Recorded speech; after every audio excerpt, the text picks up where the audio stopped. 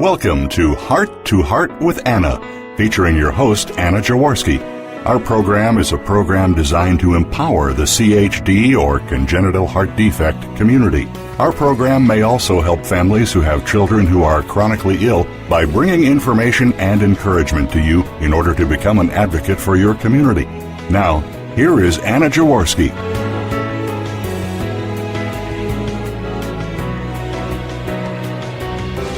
Welcome to the sixth season of Heart to Heart with Anna. Our theme this season is Carpe Diem, seize the day, and we have a great show for you today.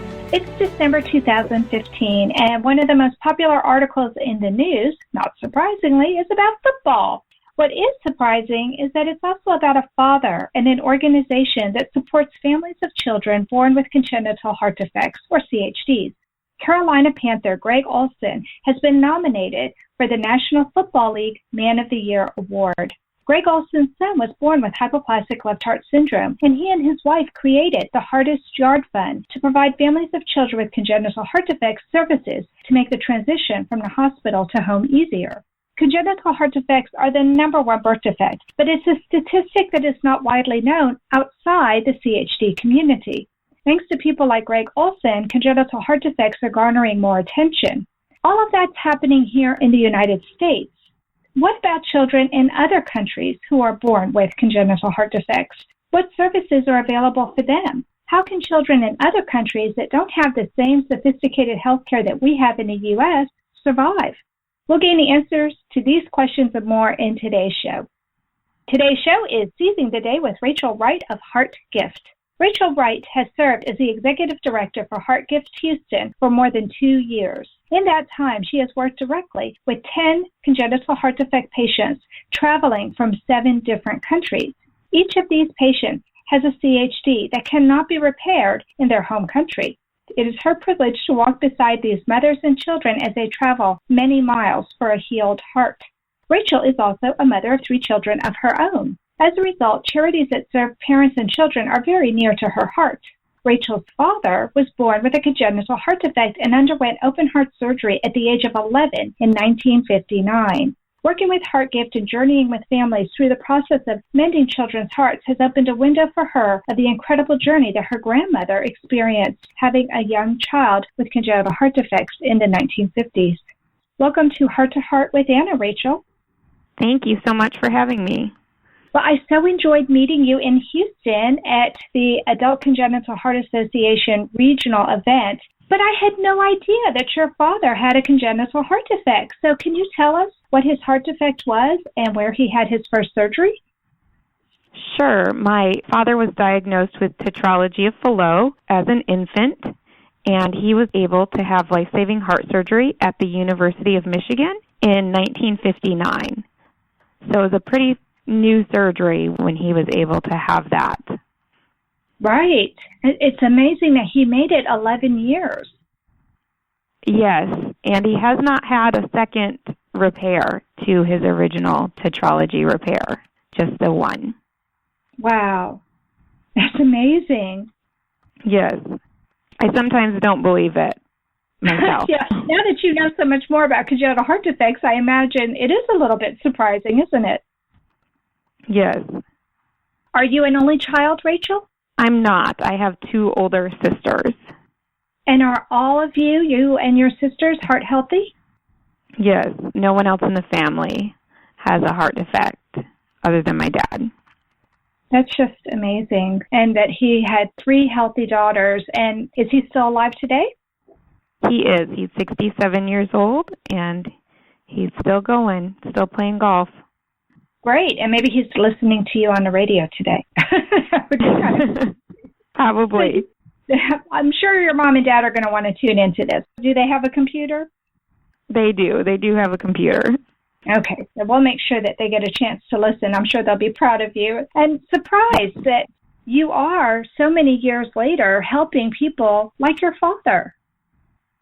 Yes, it's really amazing to now have that connection with him that I never knew I would have by working with heart patients on a regular basis. Yeah, that's really amazing. Have any of the children that you've helped had tetralogy-of-fallot? Yes, in fact, the majority of the children that I've helped have had tetralogy. That's the number one repair that we do with HeartGift in the city of Houston. Wow, I had no idea that that was the most common heart defect that is repaired with HeartGift for our Houston area anyway. That's really interesting. Well, Rachel, you said that you're the mother of 3, and you didn't mention that any of them had a heart defect. I know your sisters don't have one, and you don't have one. How about your children? None of my children have a heart defect. They were all born very healthy, and it was never really a concern of mine. My father's heart disease was not something we talked a lot about growing up, and so I didn't worry about it until now that I know so much more than I did in the years before about CHD and what that really means.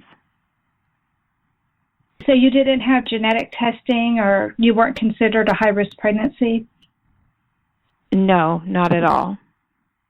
Well, that's great, and that everybody turned out just fine, so it doesn't look like it's hereditary in your family anyway, and so what a relief that must be, especially since you see that this is the most common birth defect is congenital heart defects. Yes. Our theme this season, Rachel, is Carpe Diem, seizing the day, and I'm wondering how you feel your family, especially as you were growing up, seized the day. And I'm also wondering if you think the fact that your father had a heart defect might have influenced the way he seized the day. Yes, I love this question. It's really wonderful because growing up, my parents were missionaries and my father later became a pastor. And a big part of their life and what they instilled in myself and my sisters was that God has a purpose for everyone's life, that God has a purpose for your life. And I know that my father felt very strongly about that and very strongly that God had a purpose for his life. And I'm sure the heart surgery and everything he went through as a child influenced that very strong belief. Mm-hmm. So they were missionaries. Does that mean that they traveled outside the United States? No, they did not. Many missionaries do. They, however, were what's known as domestic missionaries. So they ran mission organizations right here in the United States. So it sounds to me that his passion, being a missionary, is one of the ways that he seized the day. Is there anything special as a family that you all did to seize the day, to make the most of any particular day? Not specifically. My family traveled every year. That was something that was very important to my parents, is that we traveled every year and we saw things outside of the small place and space in which we lived. And so that was a big part of our life growing up. Yeah, I love to travel. My family spends a lot of time traveling, too. That's one of our favorite pastimes, and I think that is a way to seize the day. We love to go places, especially historical places, or a place that's of high interest, and see what it's all about. Like, we've been to New York City, and we took in a play on Broadway, and we went to Italy and got to see the Leaning Tower of Pisa and Pompeii, and all of those things are great ways to seize the day, don't you think? Yes, very much. Well, Rachel, we need to take a quick commercial break, but don't leave yet, because coming up next, we're going to talk to Rachel about the nonprofit organization HeartGift Houston and how she feels that working with them has helped her to seize the day. We'll be right back. Hi, I'm John Montez of NBC's hit a cappella show, The Sing-Off. In a cappella music, it takes a team to create a sound that many will enjoy, just like it'll take a team to help my good friend Miles Schweitzer, an HLHS survivor. Let's help Miles fulfill his dream and make a big enough sound to bring awareness to congenital heart disease. Please visit him at GoFundMe.com/The Miles Project. Miles with the Y. Again, that's GoFundMe.com, The Miles Project. This is for Miles. Anna Jaworski has written several books to empower the congenital heart defect, or CHD, community. These books can be found at Amazon.com or at her website, www.babyheartspress.com. Her bestseller is The Heart of a Mother, an anthology of stories written by women for women in the CHD community. Anna's other books, My Brother Needs an Operation, The Heart of a Father, and Hypoplastic Left Heart Syndrome, a handbook for parents, will help you understand that you are not alone. Visit babyheartspress.com to find out more.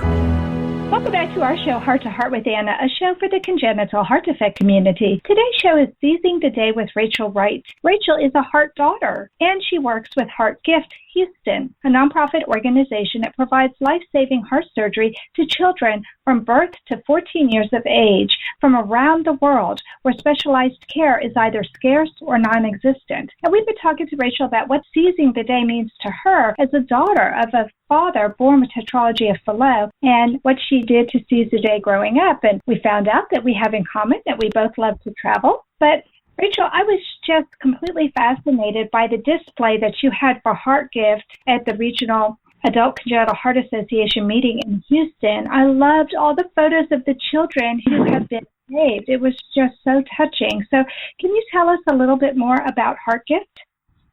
Sure. HeartGift started in Austin in 2000, and since that time, HeartGift has opened more chapters. HeartGift now has chapters in Austin, San Antonio, Dallas, Houston, and New Orleans. And since 2000, HeartGift has provided more than 270 surgeries for children coming from 33 different countries from around the world.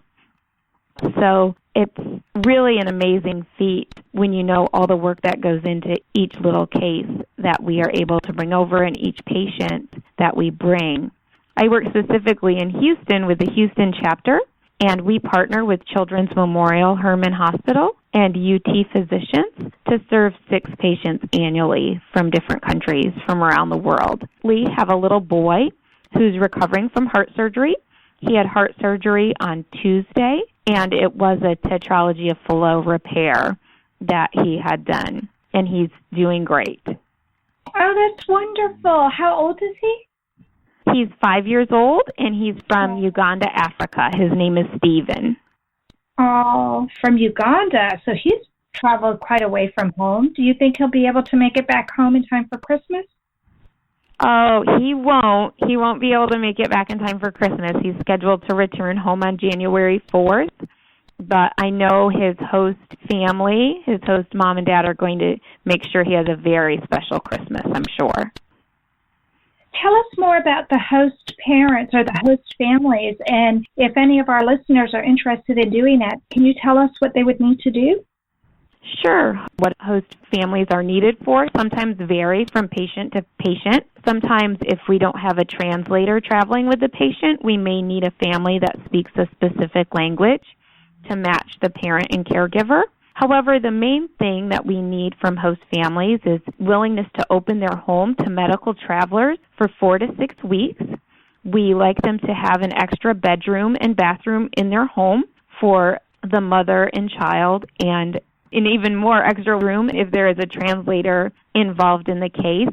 And they really just love them and make sure they have meals to eat and just treat them like they would someone in their family.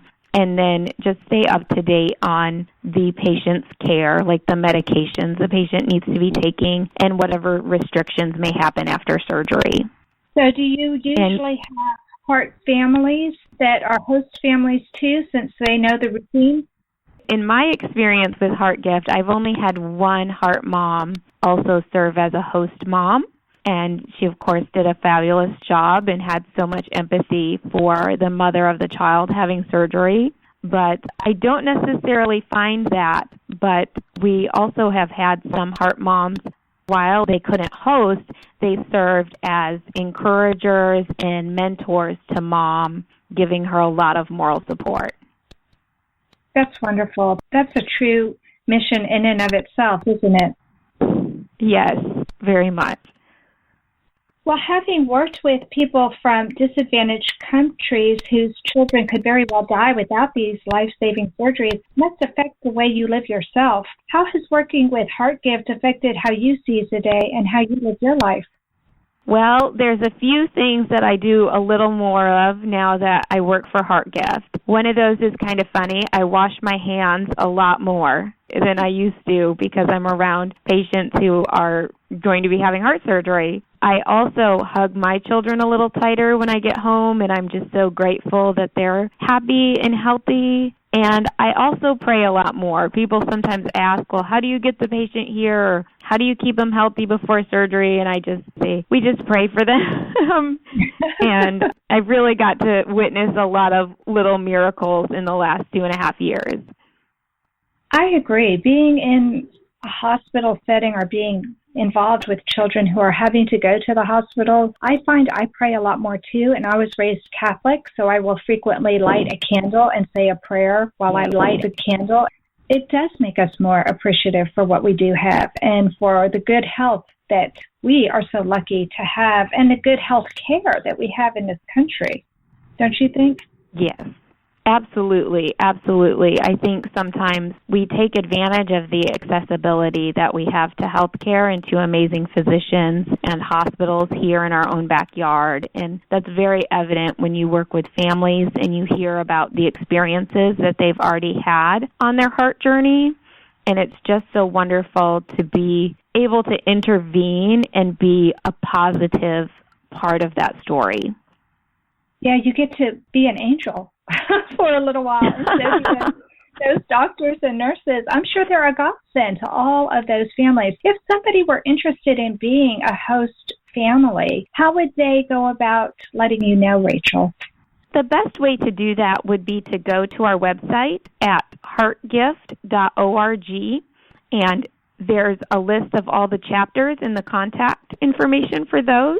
And the best way would be to contact the chapter director that you're closest to, if you're close to one of the cities where HeartGift has chapters. Contact the director in that area, whether it's myself or one of my lovely colleagues, and let them know that you're interested, and they would be able to meet with you or speak with you over the phone and express to you the cases that they have coming and the needs that they have for the coming months.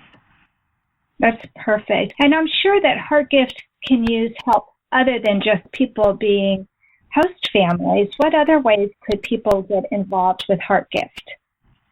Absolutely. We utilize volunteers of all kinds.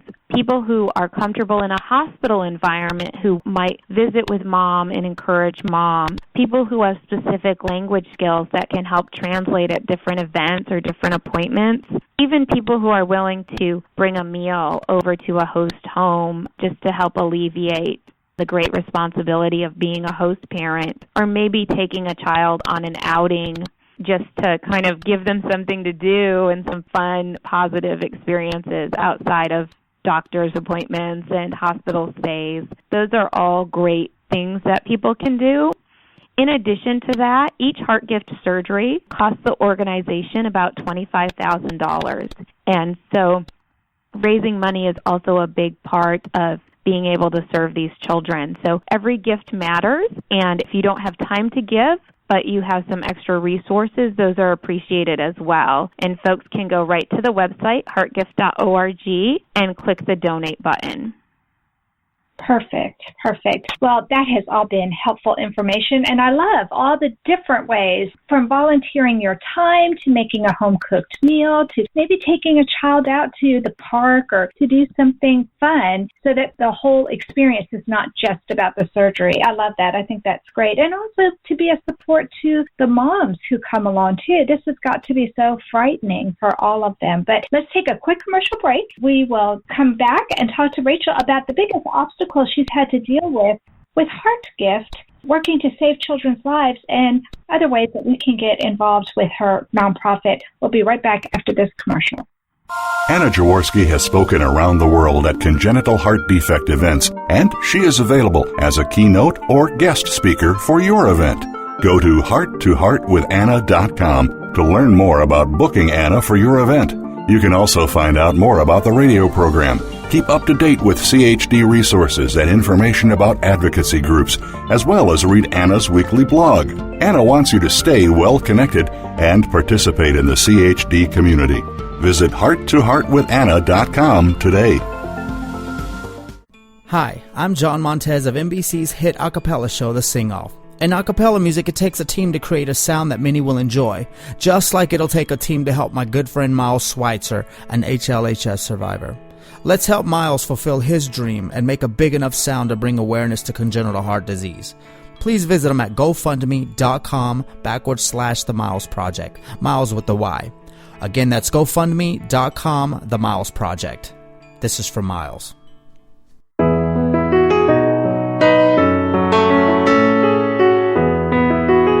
You are listening to Heart with Anna. If you have a question or comment that you would like addressed on our show, please send an email to Anna Jaworski at anna@hearttoheartwithanna.com.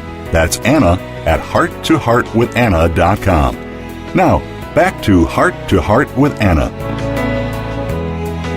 Welcome back to our show, Heart to Heart with Anna, a show for the congenital heart defect community. Today's show is Seizing the Day with Rachael Wright, a heart daughter, the mother of some daughters herself, which is really wonderful. And her dad was born with tetralogy-of-fallot in the 1950s. So he is one of the pioneers. And as a missionary, he instilled in Rachael the need to give back to others. And she certainly has done that through the organization that she's an executive director of, and that's called HeartGift. It's a really wonderful organization that brings children from disadvantaged countries over to the United States and provides life-saving surgery for them. We just finished talking with Rachael about how her father, living with a congenital heart defect, influenced his life, and how having children of her own who are heart healthy has made Rachael appreciate her good health and the good health care that we have here in the United States, and how fortunate she is to be able to provide free health care to families who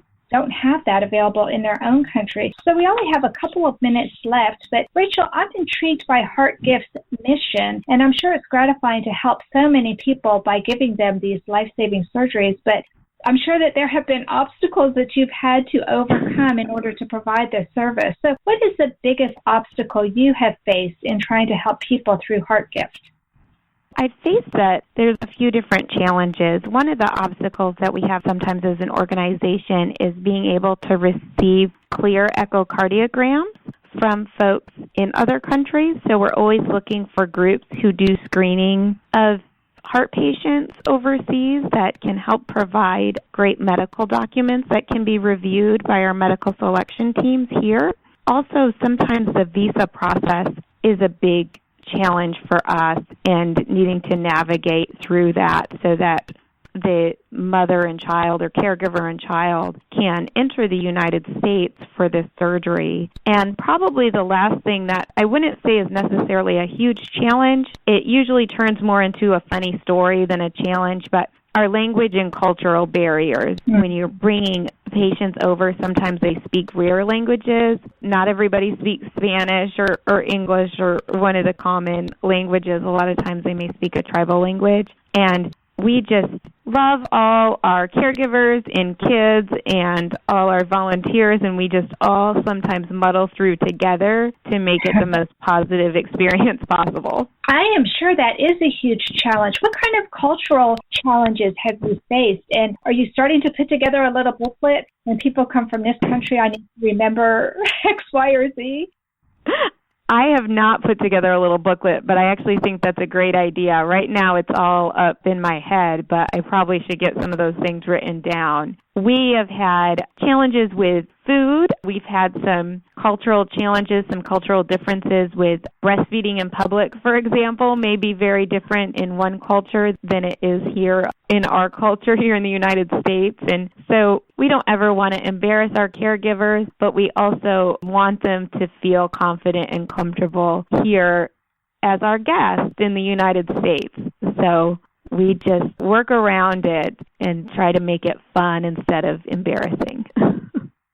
Well, I'm sure they appreciate that. And I'm sure for many, if not all of these people, this is the first time for them to come to the United States. So they probably don't have any clue what is culturally acceptable over here versus their own country.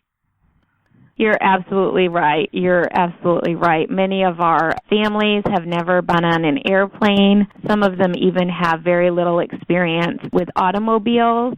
Most of our infants and toddlers have never ridden in a car seat before the first time they drive home from the airport in the United States. So that can sometimes present a challenge because the baby becomes frightened when taken away from the mother and put into a car seat.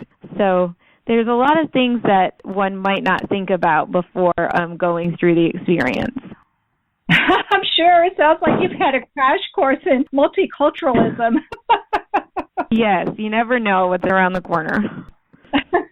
Well, most nonprofits always need more funds, and we already talked about how it's $25,000 for a life-saving surgery. I'm just stunned that it's only that much, because I'm sure $25,000 just barely covers the bare essentials, and some of these kids can have longer stays in the ICU, which would make it seem much more expensive. So I imagine the hospital is giving a price break to the nonprofit in order to provide these surgeries. But let's say once again how people can donate. And do you have gifts in kind donations that you accept too, or are there other ways that people can donate?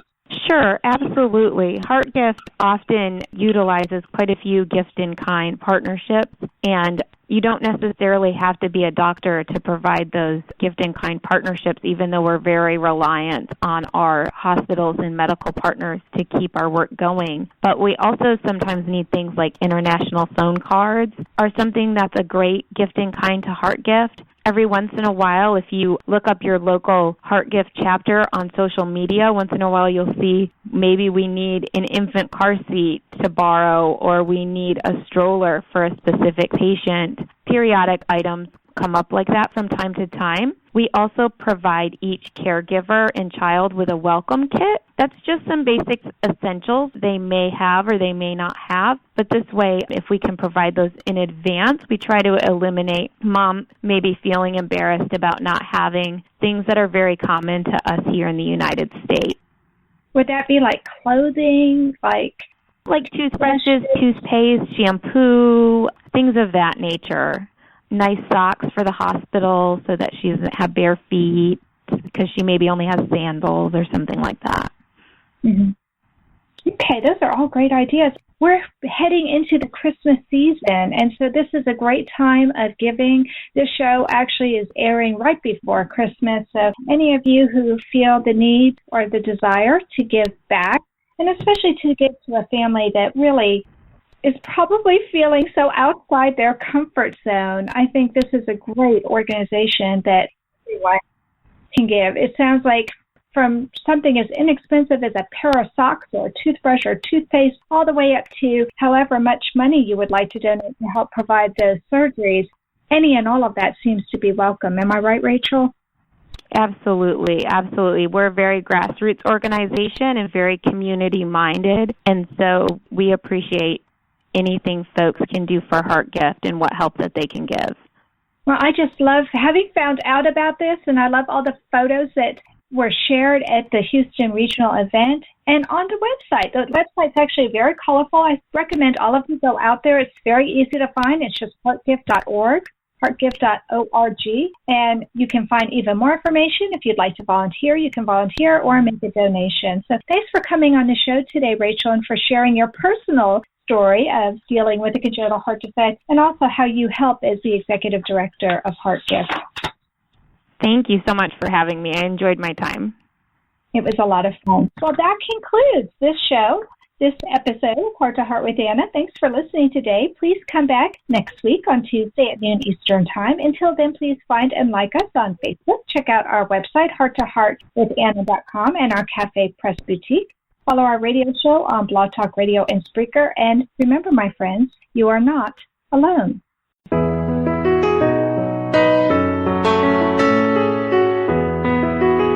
Thank you again for joining us this week. We hope you've been inspired and empowered to become an advocate for the congenital heart defect community. Heart to Heart with Anna, with your host Anna Jaworski, can be heard every Tuesday at 12 noon Eastern Time. We'll talk again next week.